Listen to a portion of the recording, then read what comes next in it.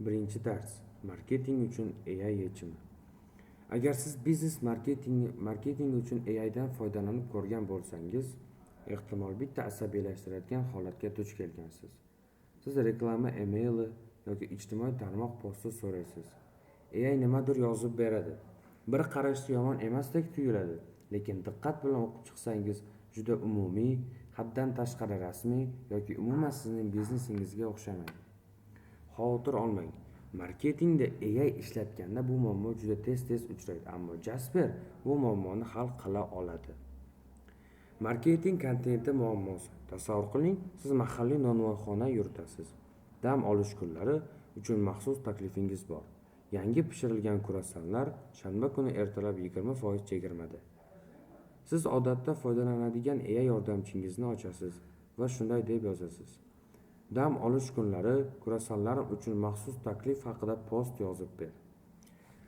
Siz taxminan mana shunday javob olasiz: ushbu dam olish kunlari bizning nafis, hunarmandona uslubda tayyorlangan kruassanlarimizdan bahramand bo'ling. Yuqori sifatli masalliqlardan foydalanib, mukammal darajada pishirilgan, unutilmas ta'm tajribasi uchun bizga tashrif buyuring. Sizningcha AI tomonidan yozilgan bu nonvoyxona posti bilan bog'liq asosiy muammo nimada? U grammatik xatolar bor va foydali bo'lish uchun juda qisqa. Unda kruassanlar aniq tilga olinmagan. AI yozib bergan misolda kruassanlar aniq tilga olingan va umuman grammatik xatolar yo'q. Uning asosiy xatosi u mahalliy nonvoyxonaga emas, balki korporativ marketing matniga o'xshaydi. To'g'ri javob aynan shunday. Odatda AI vositalari rasmiy uslubga o'tib ketadi, chunki ular juda katta hajmdagi turli kontentlar, jumladan korporativ marketing matnlari asosida o'qitilgan. Agar siz AI ga aniq yo'nalish bermasangiz, u xavfsiz variantni tanlaydi. Ammo xavfsiz variant ko'pincha yirik brendlar uslubida sovuq va shaxsiyatsiz bo'lib chiqadi. Jasper bilan tanishing. Mana shu yerda Jasper ishga tushadi. U aynan marketing kontenti uchun yaratilgan. Insho, texnik hujjatlar yoki erkin suhbatlar uchun emas. Jasperning asosiy ustunligi shundaki, u sizni darhol marketing vazifasidan boshlaydi. Email, reklama, ijtimoiy tarmoq posti va natijani haqiqatdan ham o'zgartiradigan asosiy ma'lumotlarni kiritishingizga yo'l ko'rsatadi. Buni shunday tasavvur qiling. Umumiy AI yordamchilari ChatGPT, Claude, Gemini ko'plab turli vazifalar uchun foydali. Aniq vazifa uchun ularni qanday ishlatishni o'zingiz aniqlaysiz. Tadqiqot, fikrlash va tahlil qilish uchun juda qulay. Jasper bo'lsa, marketing uchun maxsus yaratilgan vosita. Biznes kontenti uchun maxsus ishlab chiqilgan, haqiqatdan ham bajarishingiz kerak bo'lgan marketing vazifalari asosida tuzilgan. Moslashuvchanligi kamroq, lekin aniq maqsadi uchun ancha samarali. Demak, keling uni birgalikda ko'rib chiqamiz. Bosh sahifa bu sizning boshlang'ich nuqtangiz. Bu yerda siz Jasper chatda yozish vazifasini belgilash orqali darhol kontent yaratishni boshlashingiz mumkin.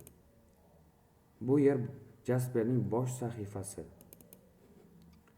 Loyihalar, ya'ni projects bo'limi ishlaringizni mijoz, kompaniya yoki biznes yo'nalishi bo'yicha tartibga solishga yordam beradi. Bu bo'lim bir nechta marketing faoliyati samarali boshqarishdan yordam beradi. Jasperdagi projects bo'limi. Ilovalar, ya'ni apps bo'limi.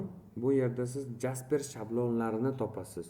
Ular email, reklama, ijtimoiy tarmoq postlari va mahsulot tavsiflari kabi aniq marketing vazifalari uchun oldindan tayyorlangan formatlardir. Ya'ni marketing shablonlari ko'rishingiz mumkin.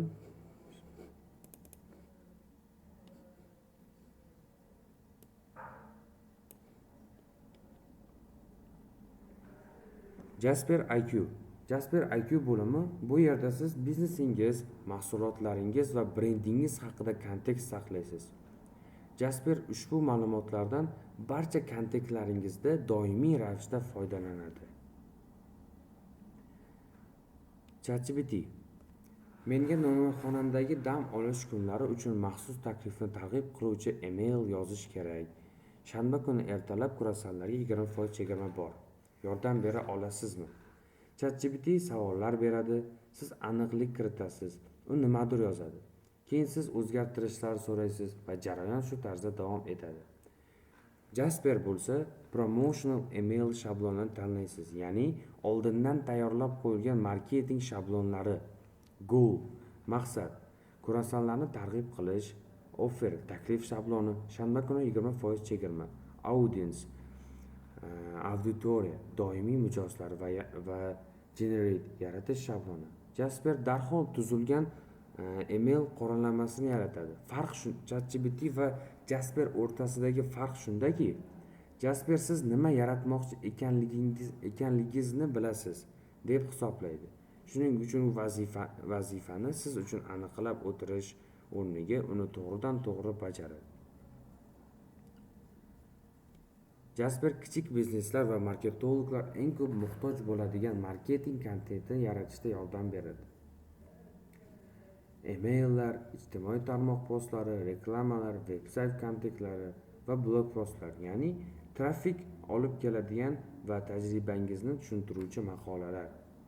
Agar bu biznesingizni targ'ib qilish uchun joylaydigan, yuboradigan yoki e'lon qiladigan kontent bo'lsa, Jasper buni uddalay oladi. Qaysi vosita mos? Ushbu vazifa uchun qaysi vosita maqsadga muvofiqroq ekanini aniqlang. O'rganganlaringizga asoslanib, ushbu vazifa uchun qaysi vosita ko'proq mos kelishini tanlang. Mahalliy raqobatchilarning narxlash strategiyalarini tadqiq qilish. Variantlar Gemini va Jasper. Tadqiqot va tahlil.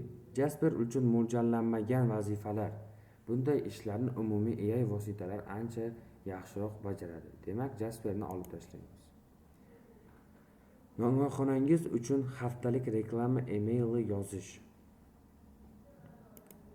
ChatGPT buni bajara oladi, lekin Jasper haftalik aksiyalar kabi takrorlanadigan marketing vazifalar uchun maxsus ishlab chiqilgan. Bu yerda ChatGPT ortiqcha. Endi tasavvur qiling, siz yangi konsalting paketini targ'ib qilmoqchisiz. Foydali kontentni yaratish uchun Jasperga qaysi ma'lumotlar eng muhimi? Xo'sh, Jasperga eng kerakli ma'lumotlar bu asosiylari: u nima, kim uchun va uning maqsadi. Shu ma'lumotlarning o'zi aniq. Demak, AI bilan yaxshiroq aloqa o'rnatish uchun shaxsiy hikoyangizni olib chiqishingiz bu muhim emas. Biznesingizning to'liq tarixi va falsafasi, shuningdek batafsil raqobatchilar tahlili bu ham muhim emas. Nimani targ'ib qilayotganingiz, bu kimlar uchun va ulardan qanday harakat kutayotganingiz eng muhimi. Jasper bo'yicha maslahatlar. Nima yaratyapsiz? Kim uchun? Nima uchun? Bu savollar oddiy ko'rinsa ham, ishni boshlashdan oldin ularga javob berish jarayonni ancha tezlashtiradi va chiqadigan natija sezilarli darajada yaxshiroq bo'ladi. Siz hozir nimani o'rganasiz? Ushbu qo'llanma yakuniga kelib, siz quyidagilarni bilib olasiz. Qaysi vazifa uchun Jasperni, qaysi holatda umumiy AI vositalarini tanlashni, marketing kontentni tezroq yaratish, turli kanallarda kontentingizni bir xil va izchil uslubda saqlashni, har hafta yaratadigan kontentga ketadigan vaqtni sezilarli darajada tejashni bilib olasiz.